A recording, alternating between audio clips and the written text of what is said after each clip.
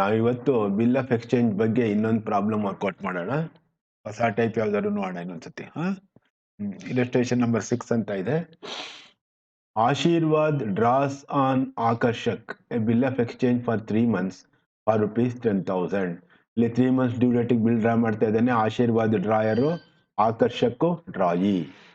₹10,000 amount, bill amount ₹10,000 which Akarshak accepts on January 1st, 2016. So ಇಲ್ಲೇನ್ ಮಾಡ್ತಾ ಇದ್ದೀವಿ ನಾವು, ಸೇಲ್ ಆಗೋಗ್ಬಿಟ್ಟಿದೆ ಈಗಾಗಲೇ. ಸೇಲ್ ಟ್ರಾನ್ಸಾಕ್ಷನ್ ಆಗೋಗ್ಬಿಟ್ಟಿದೆ. ಆ ಸೇಲ್ ಟ್ರಾನ್ಸಾಕ್ಷನ್ಗೆ ₹10,000 ಬಿಲ್ನ ಡ್ರಾ ಮಾಡ್ತಾ ಇದ್ದಾರೆ 3 ತಿಂಗಳಿಗೆ. Ashirwad endorses the bill in favour of ಆಕರ್ತಿಗೆ ಆಶೀರ್ವಾದ್ ಎಂಡಾರ್ಸ್ ಮಾಡ್ತಾ ಇದ್ದಾನೆ. Next, before maturity Akarshak approaches Akarshak ಇಲ್ಲಿ drawee before maturity. So 3 months ಅಂದರೆ 1st January ಡ್ರಾ ಮಾಡಿದ್ರೆ 4th April ಮೆಚುರಿಟಿ ಆಗುತ್ತೆ ಅಲ್ವಾ. 4th April ಮುಂಚೆ ಏನ್ ಮಾಡ್ತಾ ಇದ್ದಾನೆ, ಈ ಆಕೃತಿ ಹತ್ರ ಬಂದ್ಬಿಟ್ಟು ಆಶೀರ್ವಾದ್ ಹತ್ರ ಬಂದು, ನಂಗೆ ದುಡ್ಡು ಕಟ್ಟಕ್ಕಾಗೋದಿಲ್ಲ, with the request that the bill be renewed for a further period of 3 months. Before maturity Akarshak approach Ashirwad with the request that the bill be renewed for a period of further 3 months at 18% per annum interest ಅಂತ ಕೇಳ್ಕೊತಾ ಇದ್ದಾನೆ ಅಲ್ವಾ. So ಇಲ್ಲೇನಾಗ್ತಾ ಇದೆ, bill 4th April maturity ಆಗ್ತಾ ಇದೆ. January 1st draw ಮಾಡಿದ್ರಿಂದ 4th April maturity ಇದೆ. 4th April ಮುಂಚೆನೆ ಅವನೇನ್ ಮಾಡ್ತಾ ಇದ್ದಾನೆ, ನಂಗೆ ದುಡ್ಡು ಕಟ್ಟಕ್ಕಾಗಲ್ಲ, ಆಕರ್ಷಕ್ ಡ್ರಾಯಿ ಹೇಳ್ತಾ ಇದ್ದಾನೆ, ನನಗೆ ದುಡ್ಡು ಕಟ್ಟಕ್ಕಾಗಲ್ಲ, ಅದನ್ನ ನೀನು ಇನ್ನೊಂದು 3 ತಿಂಗಳಿಗೆ ರಿನ್ಯೂ ಮಾಡ್ಬಿಡಪ್ಪ ಅಂತ ಕೇಳ್ಕೊತಾ ಇದ್ದಾನೆ ಅಲ್ವಾ. Ashirwad pays the bill of exchange. ಇಲ್ಲಿ ಏನಾಗಿತ್ತೆ, ಆಶೀರ್ವಾದ್ ಎಂಡಾರ್ಸ್ ಮಾಡ್ಬಿಟ್ಟಿದ್ದಾನೆ ಅಲ್ವಾ. ಆಕೃತಿಗೆ ಎಂಡಾರ್ಸ್ ಮಾಡಿರೋದ್ರಿಂದ ಅವ್ನು ಸುಮ್ಮನಿರ್ತಾನ, ಇವನ್ ರಿನ್ಯೂ ಮಾಡಿಬಿಟ್ರೆ ಬಿಲ್ಲು, ಅವ್ನು ಸುಮ್ಮನಿರ್ತಾನೆ, ಅವನಿಗೆ ಬರೋ ದುಡ್ಡು ಅವನಿಗೆ ಬರಬೇಕು ತಾನೆ ಆಕೃತಿಗೆ. ಸೊ ಅದಕ್ಕೆ ಇವನೇನ್ ಮಾಡ್ತಾ ಇದ್ದಾನೆ, ಆಶೀರ್ವಾದು ಅವನಿಗೆ ದುಡ್ಡು ಕೊಟ್ಬಿಡ್ತಾ ಇದ್ದಾನೆ, ಆಕೃತಿಗೆ ಆಶೀರ್ವಾದ್ ದುಡ್ಡು ಕೊಟ್ಬಿಡ್ತಾ ಇದ್ದಾನೆ. Bill of exchange sum to Akriti on the due date and agrees to the proposal of Akarshak. Record journal entries in the books of Ashirwad assuming that the second bill is met. ಆಯ್ತಾ. So ₹10,000 bill draw ಮಾಡ್ತಾ ಇದ್ದಾನೆ first Aashirvaad 3 ತಿಂಗಳಿಗೆ, ಮತ್ತೆ ₹10,000 ಅದನ್ನ endorse ಮಾಡ್ತಾ ಇದ್ದಾನೆ ಆಕೃತಿಗೆ. Endorse ಮಾಡಿದ್ಮೇಲೆ 3 ತಿಂಗಳು ಮುಂಚೆನೆ April 4th ಮೆಚುರಿಟಿ ಇದೆ. ಅದಕ್ಕೆ ಅವನೇನ್ ಮಾಡ್ತಾ ಇದ್ದಾನೆ, ಡ್ರಾಯಿ ಬಂದ್ಬಿಟ್ಟು ಕೇಳ್ಕೊತಾ ಇದ್ದಾನೆ, ನನ್ನ ದುಡ್ಡು ಕಟ್ಟಕ್ಕಾಗಲ್ಲಪ್ಪ, ಇನ್ನು 3 ತಿಂಗಳು ಎಕ್ಸ್ಟೆಂಡ್ ಮಾಡು ಅಂತ ಕೇಳ್ಕೊತಾ ಇದ್ದಾನೆ. ಸೊ ಅದಕ್ಕೆ ಒಪ್ಕೋತಾನೆ ಆಶೀರ್ವಾದ. ಒಪ್ಕೊಂಬಿಟ್ಟು ಈ ಬಿಲ್ ಆಫ್ ಎಕ್ಸ್ಚೇಂಜ್ ಆಕೃತಿಗೆ ಎಂಡಾರ್ಸ್ ಮಾಡಿದ್ನಲ್ಲ, ಆಕೃತಿಗೆ ₹10,000 ಅವ್ನು ಕೊಟ್ಬಿಡ್ತಾ ಇದ್ದಾನೆ. ಯಾರು, ಆಶೀರ್ವಾದ್ ಡ್ರಾಯರ್. ಅವನು ದುಡ್ಡು ಕೊಟ್ಬಿಟ್ಟು ಅವ್ನು ಸೆಟ್ಲ್ಮೆಂಟ್ ಮಾಡ್ಬಿಡ್ತಾ ಇದ್ದಾನೆ. ಡ್ಯೂ ಡೇಟ್ ದಿನ ಈ ಬಿಲ್ ಪೇಮೆಂಟ್ ಆಗ್ತಾ ಇದೆ ಅಂತ. ಇಷ್ಟು ಜಿಸ್ಟ್ ಇದು. ನೋಡೋಣ ಎಂಟ್ರೀಸ್ ಏನು ಅಂತ. Books of Ashirwad drawer January 1st, 2016 bill receivable account debited 10,000 to Aakarsh account. ಇಲ್ಲಿ ಸೇಲ್ ಮಾಡಿ ಟ್ರಾನ್ಸಾಕ್ಷನ್ ಆಗೋಗ್ಬಿಟ್ಟಿದೆ. ಸೇಲ್ ಮಾಡಿದೆ ಅಂತ ಪ್ರಾಬ್ಲಮ್ ಅಲ್ಲಿ ಕೊಟ್ಟಿಲ್ಲದೆ ಇರೋದ್ರಿಂದ ಡೈರೆಕ್ಟ್ ಆಗಿ ಬಿಲ್ ಇಂದ ತಗೋತಾ ಇದೀವಿ ನಾವಿಲ್ಲಿ. ಬಿಲ್ ಡ್ರಾ ಮಾಡಿರೋ ಡೇಟ್ ಇಂದ ತಗೋತಾ ಇದೀವಿ. Bill receivable account debited 10,000 to Akarshak account ₹10,000. Ashirwad ₹10,000 bill Akarshak ಮೇಲೆ ಡ್ರಾ ಮಾಡಿದ್ದಾನೆ. ಅದಕ್ಕೆ first entry, bill receivable account debited 10,000 to Akarshak ₹10,000. The bill of exchange received from Akarshak. Draw ಮಾಡಿದ್ದಾನೆ, ಅಕ್ಸೆಪ್ಟ್ ಮಾಡಿದ ಬಿಲ್ ಬಂದಿದೆ ಅವನಿಗೆ. ಇದನ್ನೇನ್ ಮಾಡ್ತಾ ಇದ್ದಾನೆ ಆಕರ್ಷಕ್, ಆಕೃತಿಗೆ ಎಂಡಾರ್ಸ್ ಮಾಡ್ತಾ ಇದ್ದಾನೆ ಅಲ್ವಾ. ಆಕೃತಿ ಕೊಟ್ಬಿಡ್ತಾ ಇದ್ದಾನೆ, ನೀ ದುಡ್ಡು ವಸೂಲಿ ಮಾಡ್ಕೊಳಪ್ಪ ಅಂತ ಹೇಳಿ. ಸೊ ಎಂಡಾರ್ಸ್ಮೆಂಟ್ ಮಾಡಿದ್ರೆ ಏನ್ ಎಂಟ್ರಿ ಬರುತ್ತೆ, endorsee's account debited to bills receivable account entry ಮಾಡ್ತೀವಲ್ಲ. ಸೊ ಇಲ್ಲಿ ಎಂಡಾರ್ಸಿ ಯಾರು, January 1st, Akriti's account debited 10,000 to bills receivable account. Bill of exchange received from Akarshak endorse to Akriti ಅಲ್ವಾ. ₹10,000 ಅವನು ಎಂಡಾರ್ಸ್ ಮಾಡ್ಬಿಟ್ಟ. ನೆಕ್ಸ್ಟ್ ಏನಾಯ್ತು ಕತೆ ಇಲ್ಲಿ, April 4th ನೋಡಿ, ನೆಕ್ಸ್ಟ್ ಡ್ಯೂ ಡೇಟ್ ಬರ್ತಾ ಇದೆ. April 4th ಅಲ್ಲಿ ಏನಾಗ್ತಾ ಇದೆ, ಡ್ರಾಯಿ ಬಂದ್ಬಿಟ್ಟು ಆಕರ್ಷಕ್ ಬಂದ್ಬಿಟ್ಟು ಆಶೀರ್ವಾದ್ಗೆ ನನ್ನ ಕೈಲಿ ದುಡ್ಡು ಕಟ್ಟಕ್ಕಾಗಲ್ಲಪ್ಪ, ಇನ್ನು 3 ತಿಂಗಳಿಗೆ ಬಿಲ್ ಎಕ್ಸ್ಟೆಂಡ್ ಮಾಡಿಕೊಡು ಅಂತ ಕೇಳ್ತಾ ಇದ್ದಾನಲ್ವಾ.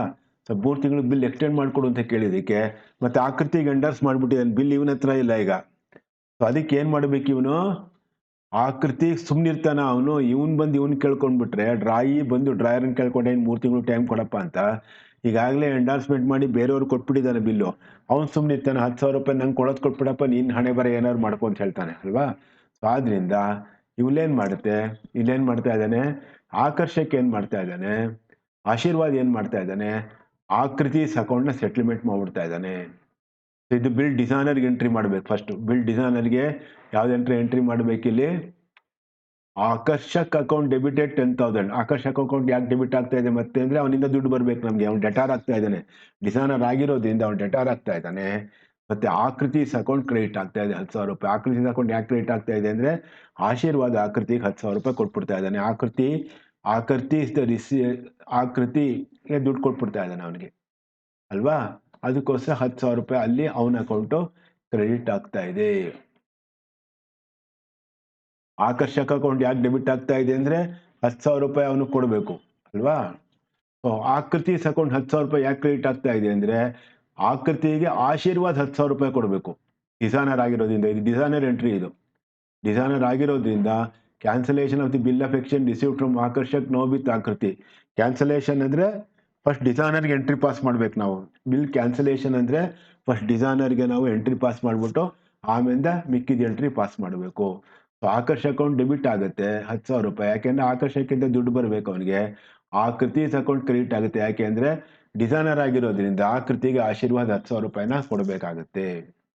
ಏಪ್ರಿಲ್ 4 ಇಲ್ಲೇನು ಸೆಟಲ್ಮೆಂಟ್ ಆಯ್ತು, ಆಶೀರ್ವಾದ ಏನ್ ಮಾಡ್ದ, ಆಕೃತಿಗೆ 10,000 ರೂಪಾಯಿ ಕೊಡ್ತೀನಪ್ಪ ಅಂತ ಕೊಟ್ಬಿಡ್ತಾ ಇದ್ದಾನೆ ದುಡ್ಡು. So Akriti account debited 10,000 to bank account 10,000 ರೂಪಾಯಿ. ಆಕೃತಿಗೆ 10,000 ರೂಪಾಯಿನ ಇಲ್ಲಿ ಕೊಡ್ತಾ ಇದ್ದಾನೆ ನೋಡಿ. ಆಕೃತಿ ಅಕೌಂಟ್ ಇಲ್ಲಿ ಕ್ರೆಡಿಟ್ ಆಗಿತ್ತಲ್ವ 10,000 ರೂಪಾಯಿ ದುಡ್ಡು ಕೊಡಬೇಕು ಅಂತ, ಅವ್ನಿಗೆ 10,000 ರೂಪಾಯಿ ಕೊಡ್ತಾ ಇದ್ದಾನೆ. ಆಕೃತಿ ಅಕೌಂಟ್ ಡೆಬಿಟ್ ಅಂದ್ರೆ ಡೆಬಿಟ್ ದ ರಿಸೀವರ್, ಇವನು ದುಡ್ಡು ಇಸ್ಕೊತಾ ಇದ್ದಾನೆ. ಮತ್ತೆ ಬ್ಯಾಂಕ್ ಅಂದ್ರೆ ದುಡ್ಡು ಹೋಗ್ತಾ ಇದೆ, ಬ್ಯಾಂಕ್ ಅಕೌಂಟಲ್ಲಿ ನಮ್ಮ ಬ್ಯಾಲೆನ್ಸ್ ಕಡಿಮೆ ಆಗ್ತಾ ಇರೋದ್ರಿಂದ ಬ್ಯಾಂಕ್ ಅಕೌಂಟ್ ಕ್ರೆಡಿಟ್ ಮಾಡ್ತಾ ಇದೀವಿ. Akriti account debited 10,000 to bank account 10,000 rupees ಇಲ್ಲಿ ಕ್ರಿಯೇಟ್ ಮಾಡ್ತಾ ಇದ್ದೀವಿ. Payment of the amount due to Akriti, ಆಯ್ತಾ. ಮತ್ತೆ ಇಲ್ಲಿ ಏನಾಗ್ತಾ ಇದೆ, 3 ತಿಂಗಳಿಗೆ 18% ರೇಟಲ್ಲಿ 18% 3 ತಿಂಗಳಿಗೆ ಇಂಟ್ರೆಸ್ಟ್ ಕೊಡ್ಬೇಕಲ್ತಾನೆ ಅವನು. ಆಕರ್ಷಕ್ ಇಂಟ್ರೆಸ್ಟ್ ಕೊಡ್ಬೇಕು ತಾನೆ, 3 ತಿಂಗಳು ಇಂಟ್ರೆಸ್ಟ್ ಕೊಡ್ತೀನಿ ಅಂತ ಒಪ್ಕೊಂಡೇನು ಹೊಸ ಬಿಲ್ ಮೇಲೆ. ಸೊ 3 ತಿಂಗಳಿಗೆ ಎಷ್ಟಾಗುತ್ತೆ, ವರ್ಷಕ್ಕೆ 1,800 ರೂಪಾಯಿ ಆಗುತ್ತೆ. 10,000 ರೂಪಾಯಿಗೆ 18% ಅಂದ್ರೆ 1,800 ರೂಪಾಯಿ ಆಗುತ್ತೆ. 3 ತಿಂಗಳಿಗೆ 450 ರೂಪಾಯಿ ಆಗುತ್ತೆ. ಸೊ 450 ರೂಪಾಯಿ ಇಂಟ್ರೆಸ್ಟ್ ಅಕೌಂಟ್ಗೆ ಈಗ ಒಂದು ಎಂಟ್ರಿ ಪಾಸ್ ಮಾಡ್ಬೇಕು ನಾವು. April 4 Akarshak account debited 450 rupees to interest account 450 rupees. ಒಂದು ಇಂಟ್ರೆಸ್ಟ್ ಎಂಟ್ರಿ ನಾವು ಇಲ್ಲಿ ಪಾಸ್ ಮಾಡಬೇಕು. Akarshak account debited 450 rupees to interest account 450 rupees. Interest ಯಾಕೆ ಕ್ರೆಡಿಟ್ ಆಗ್ತಾ ಇದೆ ಅಂದರೆ ಇಂಟ್ರೆಸ್ಟ್ ಇನ್ಕಮ್ ಇಲ್ಲಿ ಆಶೀರ್ವಾದಿಗೆ ಇಂಟ್ರೆಸ್ಟ್ ಬರ್ತಾ ಇರೋದ್ರಿಂದ, ಇಂಟ್ರೆಸ್ಟ್ ಇನ್ಕಮ್ ಆಗ್ತಿರೋದ್ರಿಂದ ಅವನ ಅಕೌಂಟ್ನ ನಾವು ಕ್ರೆಡಿಟ್ ಮಾಡ್ತಾ ಇದ್ದೀವಿ. Interest due from Akarshak on 10,000 rupees for 3 months at 18% per annum narration ಬರ್ದಿದ್ವಿ. ಸೊ ಇಲ್ಲೇನಾಯ್ತು, ಇಂಟ್ರೆಸ್ಟ್ ಕೊಡೋಕೆ ಒಪ್ಕೊಂಡು 450 ರೂಪಾಯಿ Akarshak account debit to interest ಮಾಡಿ ಆಯಿತು. ಈಗ ಹೊಸ ಬಿಲ್ ಕೊಡ್ತಾ ಇದ್ದಾನಲ್ವ, ನೆಕ್ಸ್ಟು ರಿನ್ಯೂವಲ್ ಹೊಸ ಬಿಲ್ ಕೊಡೋದು ಅಂತ. ಏಪ್ರಿಲ್ 4 ನೋಡಿ ಹೊಸ ಬಿಲ್ ಡ್ರಾ ಮಾಡ್ತಾ ಇದ್ದಾನೆ. ಹೊಸ ಬಿಲ್ ಎಷ್ಟಕ್ಕೆ ಡ್ರಾ ಮಾಡಬೇಕು, 10,000 ರೂಪಾಯಿ ಈಗಾಗಲೇ ಕೊಡಬೇಕಾಗಿತ್ತು ಅವನು, ಡಿಸೈನರ್ ಆಗಿದೆ. ಮತ್ತೆ 400 ರೂಪಾಯಿ ಇಂಟ್ರೆಸ್ಟ್ ಕೊಡಬೇಕು. ಟೋಟಲ್ ಹೊಸ ಬಿಲ್ ಅಮೌಂಟ್ ಎಷ್ಟು, 10,450 rupees. Bill receivable account debited 10,450 to Akarshak's account. ನೋಡಿ ಆಕರ್ಷಕ್ ಅಕೌಂಟ್ ಇಲ್ಲಿ 450 ಒಂದು ಡೆಬಿಟ್ ಆಗಿತ್ತು, ಇಲ್ಲೊಂದು 10,000 ಒಂದು ಡೆಬಿಟ್ ಆಗಿತ್ತು. ಇವೆರಡು ಸೇರಿಸಿ 10,450 ಕ್ರೆಡಿಟ್ ಕೊಡ್ತೀವಿ. Bill receivable account debit 10,450 to Akarshak's account 10,450 rupees. ಹೊಸ ಬಿಲ್ ಡ್ರಾ ಮಾಡಿದ್ದಾನೆ ಈಗ. The new bill receive from Akarshak for amount of the bill due from him. Next 3 ತಿಂಗಳು ಯಾವಾಗ ಬರುತ್ತೆ ನೋಡಿ, ಏಪ್ರಿಲ್ 4ನೇ ತಾರೀಕು ಹೊಸ ಬಿಲ್ ಡ್ರಾ ಆಗಿದೆ.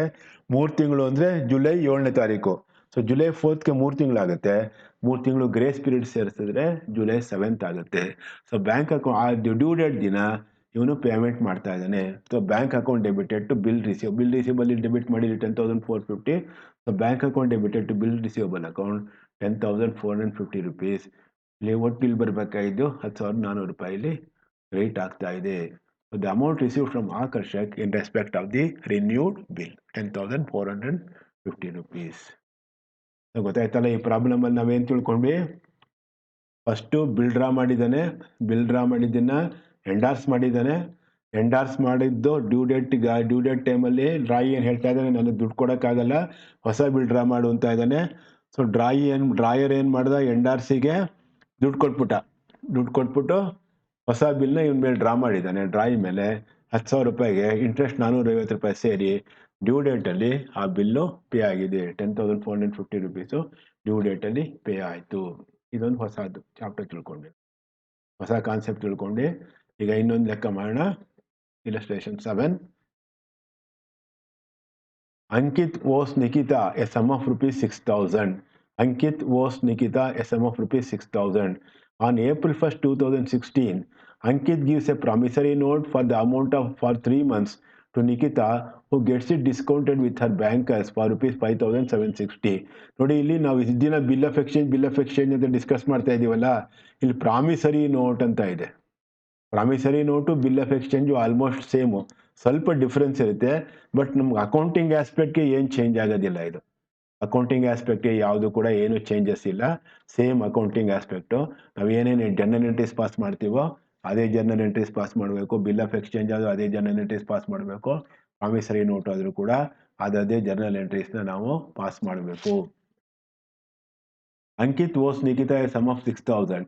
On April 1st, 2016, Ankit gives a promissory note for the amount for 3 months to Nikita, who gets it discounted with her bankers for 5,760. On the due date, the bill was dishonored. ಈ promissory note dishonour ಆಗಿದೆ. 5,760 rupees bill dishonour ಆಗಿದೆ due ಡೇಟಲ್ಲಿ. So April 1st ಅಂದರೆ 3 months, 3 months ಅಂದರೆ July 4th due date ಇತ್ತು, ಅವ್ರು dishonour ಆಗಿದೆ. Bank paid 15 rupees as noting charges. Noting charges ಅಂತ ಏನು ಹೇಳಿದ್ರೆ ಅಂದರೆ, ಈಗ ಯಾವುದೇ ಬಿಲ್ ಡಿಸಾನರ್ ಆದರೆ ಇದೊಂದು ಹೊಸದು ಕಾನ್ಸೆಪ್ಟ್, ನೀವು ತಿಳ್ಕೊಳ್ಳಿ, ಅರ್ಥ ಮಾಡ್ಕೋಬೇಕು ನೀವು. ಇದುವರೆಗೆ ನಾವು ನೋಟಿಂಗ್ ಚಾರ್ಜಸ್ ಬಗ್ಗೆ ಡಿಸ್ಕಸ್ ಮಾಡಿಲ್ಲ.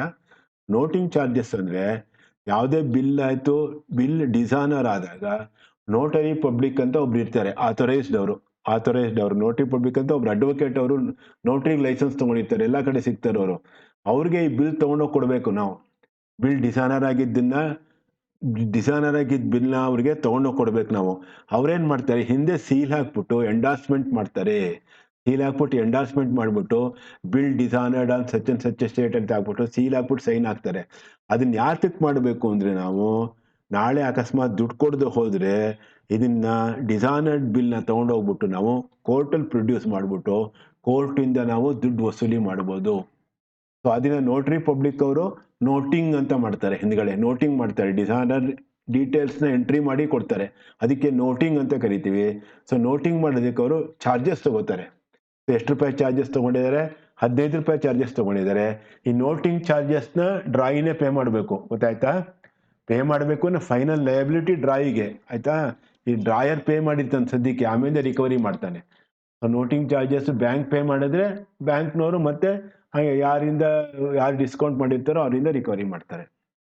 Ankit then pays 2,000 in cash.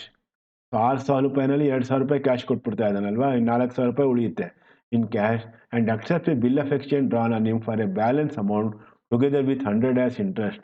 So ಇಲ್ಲೇನಾಯಿತು, 6,000 ರೂಪಾಯಿ ಬಿಲ್ ಇತ್ತು, 2,000 ರೂಪಾಯಿ ಕೊಡ್ತಾ ಇದ್ದಾನೆ, ಈ 4,000 ರೂಪಾಯಿ ಡ್ಯೂ ಇದೆ, 4,000 ರೂಪಾಯಿ ಜೊತೆ 100 rupees ಇಂಟ್ರೆಸ್ಟ್ ಸೇರಿಸಿ ಕೊಡ್ತಾ ಇದ್ದಾನೆ, ಮತ್ತು 15 ರೂಪಾಯಿ ನೋಟಿಂಗ್ ಚಾರ್ಜಸ್ಸು ಕೂಡ ಕೊಡಬೇಕು. ಸೊ ಟೋಟಲ್ ಲಯಬಿಲಿಟಿ ಎಷ್ಟಾಗುತ್ತೆ? 4,115 rupees ಆಗುತ್ತೆ ಈಗ ನಿಖಿತಾಗೆ. The bill of exchange is for 2 months and on the due date the bill is again dishonoured. Bill ಮತ್ತೆ ಡಿಸಾನರ್ ಆಯ್ತು ಇದು. Nikita paid ₹15 as noting charges. Draft the journal entries in the books of Nikita. ಮಾಡೋಣ ಈಗ. ಇಲ್ಲೇನಾಗ್ತಾ ಇದೆ, ಪಾಪ first 6,000 ರೂಪಾಯಿ bill ಇತ್ತು, 2,000 ರೂಪಾಯಿ ಕೊಟ್ಟು ಈ 4,000 ರೂಪಾಯಿಗೆ ಇನ್ನೊಂದು ಹೊಸ ಬಿಲ್ ತೊಗೊಂಡಿದ್ಲಿ ಇವಳು ನಿಖಿತಾ. ಅವಳೇನು ಮಾಡ್ತಾಳೆ, 4,000 ರೂಪಾಯಿ ಪ್ಲಸ್ 100 ರೂಪಾಯಿ ಇಂಟ್ರೆಸ್ಟ್ 15 ರೂಪಾಯಿ, 4,115 ಹೊಸ ಬಿಲ್ ಕೊಟ್ಟಿರ್ತಾಳೆ. ಆದರೆ ಆ ಡ್ಯೂ ಡೇಟಲ್ಲಿ ಇದನ್ನ ಮತ್ತೆ ಡಿಸಾನರ್ ಆಗಿಬಿಡುತ್ತೆ, ಇದು ಡಿಸಾನರ್ ಆಗುತ್ತೆ. ಈ ಡಿಸಾನರ್ ಆಗಿದ್ದಕ್ಕೆ ಮತ್ತೆ ಇವಳು ಅಂಕಿತ್ ಇದ್ದಾನಲ್ಲ, ಅವನು ಹೋಗ್ಬಿಟ್ಟು ನೋಟ್ರಿ ಹತ್ರ ಹೋಗ್ಬಿಟ್ಟು ಮತ್ತೆ ಅದನ್ನು ಎಂಡಾರ್ಸ್ಮೆಂಟ್ ಮಾಡ್ಕೋತಾ ಇದ್ದಾನೆ. ಎಂಡಾರ್ಸ್ಮೆಂಟ್ ಮಾಡ್ಕೊಂಡಿದ್ದಕ್ಕೆ 15 ರೂಪಾಯಿ ನೋಟಿಂಗ್ ಚಾರ್ಜಸ್ ಕೊಡ್ತಾ ಇದ್ದಾನೆ. ಸೊ ಇದನ್ನ ನಿಖಿತಾಸ್ ಬುಕ್ಸಲ್ಲಿ ಹೆಂಗೆ ಎಂಟ್ರೀಸ್ ಪಾಸ್ ಮಾಡೋದು ನೋಡೋಣ. Books of Nikhita journal. April 1st, 2016, bill receivable account debited to Ankit's account. Bill receivable account debited to Ankit's account.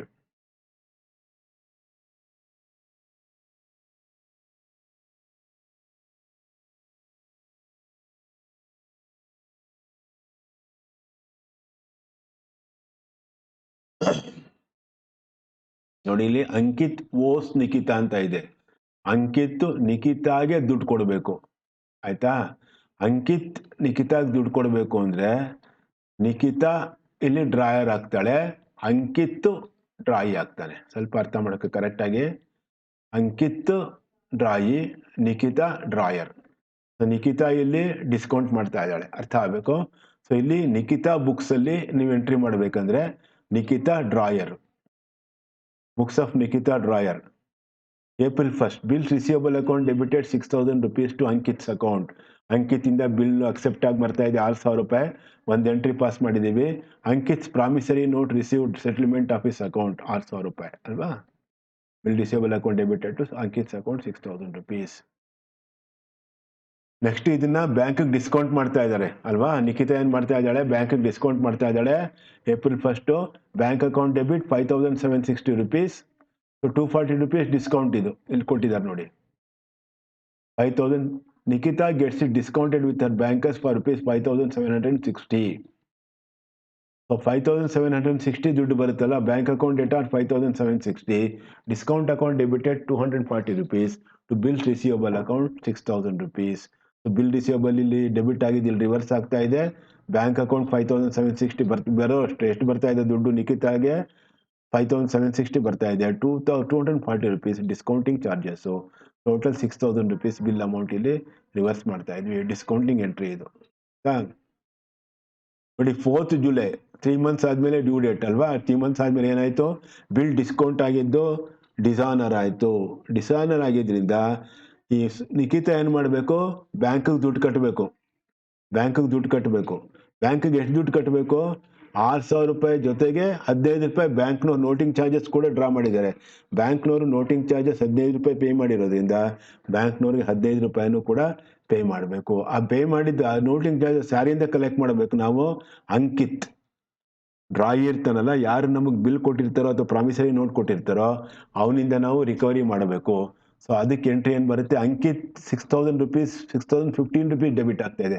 ಯಾಕೆಂದರೆ 6,000 rupees bill amount plus 15 rupees ಬ್ಯಾಂಕಿಗೆ ಕೊಡಬೇಕಲ್ಲ ನೋಟಿಂಗ್ ಚಾರ್ಜಸ್ಸು, ಅದು ಸೇರಿ ಇದು ಆಲ್ರೆಡಿ ಹೊಸ ಕಾನ್ಸೆಪ್ಟ್ ಇದು. ನೋಟಿಂಗ್ ಚಾರ್ಜಸ್ ಅಂದ್ರೆ ಏನು ಅಂತ ನಾನು ಹೇಳಿದೆ. Ankit's account debit 6,015, 6,000 plus noting charges 15 rupees, ಇಲ್ಲಿ 6,015 ಆಗುತ್ತೆ. To bank account 6,015 rupees. The promissory note dishonoured by Ankit, amount of the bill and the noting charges recoverable from Ankit and payable to the bank. Narration ಕೊಟ್ಟಿದ್ದಾರೆ ಅದನ್ನು ಅಲ್ವಾ. ಇದೇನು ಮಾಡಿ narration ಇನ್ನು simple ಆಗಿ ಬರೀಬೋದು, being the promissory note dishonoured and noting charges 15 rupees paid to the bank ಅಂತ ಹಾಕ್ಬಿಟ್ರೆ ಆಯ್ತು ಅಷ್ಟೇ. ಸೊ ಬ್ಯಾಂಕಿಗೆ 6,015 ರೂಪಾಯಿ ಕೊಟ್ಟಬೇಕು ತಾನೆ. ಫಸ್ಟ್ ಬ್ಯಾಂಕಿಂದ ದುಡ್ಡು ತೊಗೊಂಡ್ಬಿಟ್ಟಿದ್ವಿ ನಾವು, ಡೆಬಿಟ್ ಮಾಡಿಬಿಟ್ಟು ಈಗ ಬ್ಯಾಂಕಿಗೆ ದುಡ್ಡು ಕಟ್ಟಬೇಕಾಗಿರೋದ್ರಿಂದ ಬ್ಯಾಂಕ್ ಅಕೌಂಟಲ್ಲಿ ಕ್ರೆಡಿಟ್ ಆಗ್ತಾ ಇರುತ್ತೆ, ಅಂದರೆ ಬ್ಯಾಂಕ್ ಬ್ಯಾಲೆನ್ಸ್ ನಮ್ಮ ಬುಕ್ಕಲ್ಲಿ ಕಡಿಮೆ ಆಗ್ತಾ ಇದೆ. ಸೊ ನೆಕ್ಸ್ಟ್ ಏನಾಯಿತು, 4th July ಈ ಅಂಕಿತ್ ಏನು ಮಾಡ್ದ, 6,000 ರೂಪಾಯಿನಲ್ಲಿ ಅಂಕಿತ್ತು 2,000 ರೂಪಾಯಿ ಪೇಮೆಂಟ್ ಮಾಡಿಬಿಟ್ಟ. 6,000 ರೂಪಾಯಿನಲ್ಲಿ 2,000 ರೂಪಾಯಿ ಪೇಮೆಂಟ್ ಮಾಡಿಬಿಟ್ಟಿರೋದ್ರಿಂದ 6,000 ರೂಪಾಯಿನಲ್ಲಿ 2,000 ರೂಪಾಯಿ ಪೇಮೆಂಟ್ ಮಾಡಿಬಿಟ್ಟಿರೋದ್ರಿಂದ ಕ್ಯಾಶ್ ಕೊಡ್ತಾ ಇದ್ದಾನೆ. Cash account debit 2,000 rupees to Ankit's account 2,000. 4th July cash account debit 2,000 to Ankit's account 2,000 rupees. The amount receive from Ankit. So 6,015 ರೂಪಾಯಿ ಬರಬೇಕಾಗಿತ್ತು. 6,000 ರೂಪಾಯಿ 15 ರೂಪಾಯಿನ 6,015 ರೂಪಾಯಿನಲ್ಲಿ 2,000 ರೂಪಾಯಿ ನಾವು ಏನು ಮಾಡ್ತಾ ಇದ್ದೀವಿ, ಅಂಕಿತಿಂದ ರಿಸೀವ್ ಮಾಡ್ತಾ ಇದ್ದಾನೆ ಅಲ್ವಾ. ಅಂಕಿತಿಂದ ನಿಖಿತಾ ರಿಸೀವ್ ಮಾಡ್ತಾ ಇದ್ದಾಳೆ, ಅದಕ್ಕೆ ಎಂಟ್ರಿ ಬಂತಿಲ್ಲಿ. Cash account debit 2,000 rupees to Ankit's account 2,000. So ಇನ್ನೆಷ್ಟು ಕೊಡಬೇಕು, 6,000 ರೂಪಾಯಿನಲ್ಲಿ 2,000 ರೂಪಾಯಿ ಕೊಟ್ಟರೆ 4,015 rupees ಕೊಡಬೇಕು. ಮತ್ತೆ ಇಂಟ್ರೆಸ್ಟ್ 100 ರೂಪಾಯಿ ಕೊಡ್ತೀನಿ ಅಂತ ಒಪ್ಕೊಂಡಿದ್ದಾನೆ ಅಲ್ವಾ. ಇಂಟ್ರೆಸ್ಟ್ 100 ರೂಪಾಯಿ ಕೊಡಬೇಕು ನೋಡಿ, ಇಂಟ್ರೆಸ್ಟ್ ಇಲ್ಲಿದೆ. ರಿನ್ಯೂವಲ್ ಮಾಡ್ತಾ ಇರೋದ್ರಿಂದ Ankit then pays 2,000 cash and accept a new bill of exchange for the balance together with 100 days interest. 100 interest ಕೊಡಬೇಕು, ನೋಟಿಂಗ್ ಚಾರ್ಜಸ್ 15 rupees ಕೊಡಬೇಕು ಅಲ್ವಾ. July 4th Ankit's account debit 100 to interest account 100. Ankit account ಯಾಕೆ debit ಆಗ್ತಾ ಇದೆ ಅಂದರೆ 100 rupees interest ಕೊಡಬೇಕು ಅಂಕಿತ್, ಅದಕ್ಕೋಸ್ಕರ 100 rupees debit ಆಗ್ತಾ ಇದೆ. To interest account 100 rupees. Interest account, interest is an income, ಅದಕ್ಕೋಸ್ಕರ ಇಲ್ಲಿ 100 rupees ಕ್ರೆಡಿಟ್ ಆಗ್ತಾ ಇದೆ. Ankit's account debited 100 to interest account 100 rupees. So ಈ ಅಂಕಿತ್ಸ್ ಅಕೌಂಟ್ ನೋಡಿ, ಇಲ್ಲಿ 100 ರೂಪಾಯಿ ಡೆಬಿಟ್ ಆಯಿತು, ಇಲ್ಲಿ 6,015 ರೂಪಾಯಿ ಡೆಬಿಟ್ ಆಯಿತು. 6,000 ರೂಪಾಯಿ 15 ರೂಪಾಯಿ 2,000 ರೂಪಾಯಿ ಕ್ರೆಡಿಟ್ ಆಗಿದೆ, 4,015 ರೂಪಾಯಿ ಬ್ಯಾಲೆನ್ಸ್ ಇತ್ತು. ಇಲ್ಲಿ ಮತ್ತೆ 100 rupees ಕೊಡ್ಕೊಂತು 4,115 rupees ಬ್ಯಾಲೆನ್ಸ್ ಇದೆ. ಈ 4,115 rupeesಗೆ ಮತ್ತೆ ಒಂದು ಹೊಸ ಬಿಲ್ ಡ್ರಾ ಮಾಡ್ತಾ ಇದ್ದಾರೆ. July 4th bill receivable account debited 4,115 to Ankit's account. ಹೊಸ ಬಿಲ್ ಕೊಡ್ತಾ ಇದ್ದಾರೆ, ರಿನ್ಯೂ ಮಾಡ್ತಾ ಇದ್ದಾರೆ. Bill receivable account debited 4115 to Ankit's account 4115 rupees. ಹೊಸ ಬಿಲ್ ಡ್ರಾ ಮಾಡ್ತಾ ಇದ್ದಾರೆ. Ankit's acceptance for 2 months in full in settlement of the balance amount ಅಲ್ವಾ. ಸೊ ಈ ಬಿಲ್ ಏನಾಗ್ತಾ ಇದೆ, ಡ್ಯೂ ಡೇಟ್ ಅಲ್ಲಿ September 7th, ಮತ್ತೆ ಇದು ಡಿಸಾನರ್ ಆಗ್ತಾ ಇದೆ. ಈ ಬಿಲ್ ಮತ್ತೆ ಡ್ಯೂ ಡೇಟ್ ಅಲ್ಲಿ ಡಿಸಾನರ್ ಆಗ್ತಾ ಇದೆ. ಸೊ ಡಿಸಾನರ್ ಆಗಿರೋದ್ರಿಂದ ಇಲ್ಲಿ ಈ ಎಂಟ್ರಿ ರಿವರ್ಸ್ ಆಗುತ್ತೆ, full entry, last entry reverse ಆಗುತ್ತೆ. Ankit's account debit 4115 to bill receivable account 4115 rupees. Ankit's account ಯಾಕೆ ಡೆಬಿಟ್ ಮಾಡ್ತಾ ಇದ್ದೀವಿ ಅಂದರೆ, ಅಂಕಿತ್ ಮತ್ತೆ ನಮಗೆ ಕೊಡಬೇಕು ದುಡ್ಡು. 4115 ಅಂಕಿತ್ ನಮ್ಗೆ ಕೊಡಬೇಕಾಗಿರೋದ್ರಿಂದ ಡೆಬಿಟ್ ಮಾಡಬೇಕು to bill receivable account 4115. Bill receivable ಯಾಕೆ ಕ್ರೆಡಿಟ್ ಮಾಡ್ತಾ ಇದೀವಿ ಅಂದರೆ, ಇಲ್ಲಿ ಡೆಬಿಟ್ ಮಾಡಿದ್ವಿ ಅಲ್ವಾ, ಇಲ್ಲಿ ಬಿಲ್ ಬಂದಿದ್ದಕ್ಕೆ ಅದನ್ನ ನಾವು ರಿವರ್ಸ್ ಮಾಡಬೇಕು. 7th ಮತ್ತೆ ಡಿಸಾನರ್ ಆಗಿರೋದ್ರಿಂದ ಇಲ್ಲಿ 15 rupees ನೋಟಿಂಗ್ ಚಾರ್ಜಸ್ ಕೂಡ ಕೊಟ್ಟಿದ್ದಾಳೆ ನಿಖಿತಾ. ಸೊ ಅದು ನೋಟಿಂಗ್ ಚಾರ್ಜಸ್ ಇವ್ರು ಪೇ ಮಾಡಿರೋದ್ರಿಂದ ಅಂಕಿತ್ ಅಕೌಂಟ್ಗೆ ಕೊಡಬೇಕು. Ankit account debit 15 rupees to cash account. Cash ಅಂದರೆ ನೋಟಿಂಗ್ ಚಾರ್ಜಸ್ ಕ್ಯಾಶಲ್ಲಿ ಕೊಟ್ಟೋದ್ರಿಂದ credit what goes out 15 rupees. Ankit account debit ಯಾಕೆ ಮಾಡ್ತಾ ಇದ್ದಾರೆ ಅಂದರೆ, ಅಂಕಿತಿಂದ 15 ರೂಪಾಯಿ ರಿಕವರಿ ಮಾಡಬೇಕು, ಅದಕ್ಕೋಸ್ಕರ ಅಂಕಿತ್ಸ್ ಅಕೌಂಟ್ ಡೆಬಿಟ್ ಆಗ್ತಾ ಇದೆ. ಸೊ ಒಟ್ಟು ಎಷ್ಟು ಮಾಡಬೇಕು, ಹೊಸದು ಎಷ್ಟು ಬರಬೇಕು ದುಡ್ಡಿಗೆ ಅಂಕಿತಿಂದ, ಹಳೆ ಬಿಲ್ದು 4115 ಬರಬೇಕು, ಮತ್ತು 15 ರೂಪಾಯಿ ನೋಟಿಂಗ್ ಚಾರ್ಜಸ್ ಬರಬೇಕು. 4130 rupees ಈ ಅಂಕಿತ್ಸ್ ಅಕೌಂಟಲ್ಲಿ ಡೆಬಿಟ್ ಬ್ಯಾಲೆನ್ಸ್ ತೋರಿಸ್ತಾ ಇರುತ್ತೆ. ನೀವು ಲೆಡ್ಜರ್ ಅಕೌಂಟ್ ಓಪನ್ ಮಾಡಿದ್ರೆ ಅಂಕಿತ್ಸ್ ಅಕೌಂಟಲ್ಲಿ ಈಗ 4130 rupees ಡೆಬಿಟ್ ಬ್ಯಾಲೆನ್ಸ್ ತೋರಿಸ್ತಾ ಇರುತ್ತೆ. ಅಷ್ಟನ್ನು ಈ ನಿಖಿತಾ ಅವನಿಂದ ರಿಕವರಿ ಮಾಡಬೇಕು. ಇದು ಇನ್ನೊಂಥರ ಪ್ರಾಬ್ಲಮ್. ಇಲ್ಲಿ ಒಂದು ಸ್ವಲ್ಪ ಇಂಟ್ರೊಡಕ್ಷನ್ ಇದೆ, ಯಾವುದ್ರ ಬಗ್ಗೆ, ನೋಟಿಂಗ್ ಚಾರ್ಜಸ್ ಬಗ್ಗೆ ಇಂಟ್ರೊಡಕ್ಷನ್ ಇದೆ. ನೋಟಿಂಗ್ ಚಾರ್ಜಸ್ ಅಂದರೆ ನೋಟರಿ ಪಬ್ಲಿಕ್ ಅಂತ ಒಬ್ರು ಇರ್ತಾರೆ, ಎಲ್ಲ ಕಡೆ ಸಿಗ್ತಾರೆ ಅವರು, ಸಬ್ ರಿಜಿಸ್ಟರ್ ಆಫೀಸ್ ಹತ್ರ ಕೂತೇ ಇರ್ತಾರೆ. ಅವ್ರ ಹತ್ರ ಹೋಗ್ಬಿಟ್ಟು ಬಿಲ್ ಆಫ್ ಎಕ್ಸ್ಚೇಂಜ್ ಅಂತ ಪ್ರಾಮಿಸರಿ ನೋಟ್ ಹಿಂದ್ಗಡೆ ಆ ಎಂಡಾರ್ಸ್ಮೆಂಟ್ ಮಾಡಿಸ್ಕೋಬೇಕು. ನೋಡಿ, ಎಂಡಾರ್ಸ್ಮೆಂಟ್ ಅಂದರೆ ಡಿಸಾನರ್ ಆದರೆ ಎಂಡಾರ್ಸ್ಮೆಂಟ್ ಮಾಡಿಸ್ಕೋಬೇಕು. ಎಂಡಾರ್ಸ್ಮೆಂಟ್ ಮಾಡಿಸ್ಕೊಂಡ್ರೆ ಏನು ಕನ್ಫರ್ಮೇಷನ್ ಅಂದರೆ, ನಾಳೆ ಅಕಸ್ಮಾತ್ ಅವ್ನು ದುಡ್ಡು ಕೊಡಲಿಲ್ಲ ಅಂದರೆ ಕೋರ್ಟ್ಗೆ ಹೋಗ್ಬಿಟ್ಟು ಕೇಸ್ ಫೈಲ್ ಮಾಡಿ ರಿಕವರಿ ಮಾಡೋದಕ್ಕೆ ಅದೊಂದು ಎವಿಡೆನ್ಸ್ ಆಗುತ್ತೆ. ಅದಕ್ಕೋಸ್ಕರ ನೋಟಿಂಗ್ನ ನಾವು ಮಾಡಿಸ್ಕೋಬೇಕು. ಅದಕ್ಕೆ ಒಂದು ಸ್ವಲ್ಪ ಚಾರ್ಜಸ್ ಕೊಡ್ತಾರೆ, ಅದಕ್ಕೆ ನೋಟಿಂಗ್ ಚಾರ್ಜಸ್ ಅಂತ ಕರಿತೀವಿ. ಆ ನೋಟಿಂಗ್ ಚಾರ್ಜಸ್ನ ಡ್ರಾಯಿನೇ ಕೊಡಬೇಕು. ನೋಟಿಂಗ್ ಚಾರ್ಜಸ್ ಕೂಡ ಡ್ರಾಯಿನೇ ಕೊಡಬೇಕು. ಇದೊಂದು ನೋಟಿಂಗ್ ಚಾರ್ಜಸ್ ಅನ್ನೋದು ಒಂದು ಹೊಸ ಪಾಯಿಂಟ್ ನಾವು ಈ ಪ್ರಾಬ್ಲಮಲ್ಲಿ ನೋಡಿದ್ದೀವಿ. ನೆಕ್ಸ್ಟು ಇನ್ಯಾವುದಾದ್ರು ಒಂದು ಪ್ರಾಬ್ಲಮ್ನ ನೋಡೋಣ.